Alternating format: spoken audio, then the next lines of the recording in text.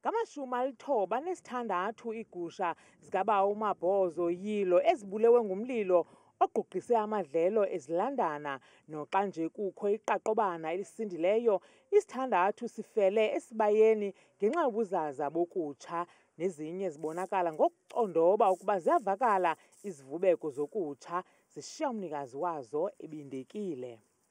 Iigusha zam ezi-1 ton, bathi 1 ton, 111. Yaze ngaphaya ke kwatsha ndikho mna ngelo xesha secaweni. Atshela phaa kwasinda ke zimbalwa. Inoba 6 ukutsha ezishiyekileyo apha ekhaya. 6.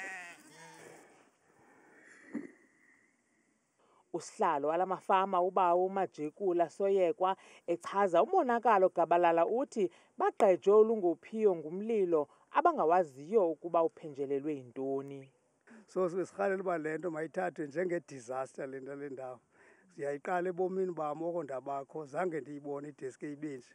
So yiloo nto ke sithi besingarhalela uba norhulumente naye nokwangakhawulezisa naye akuyifumana iripoti njengoba beshilo bathi bazayithumela iripoti kuyo. Ibe khona into eyenzekayo noko uyakwazi naye at least akululanga uthenga igusha. Zitshile iigusha ezi-15 phaa kum, kumkhulu wam ziyi-25.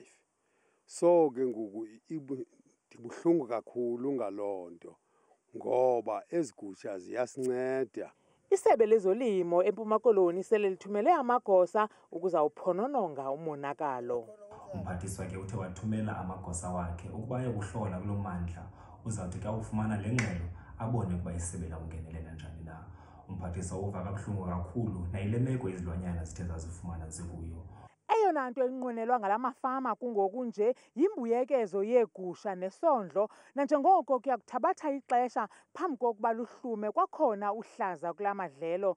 Bakwabeke ithemba labo kwisebe lezolimo ngenyathelo eliya kulithabatha ukuqoshelisa kwalo ukuqokelela iinkcukacha ezingelahleko. Kwiindaba zethu kuChannel 163 oziphathelwa Newsroom Africa, ndinguNtsiki Noyiya ezilandana kuQumbu eMpuma Koloni.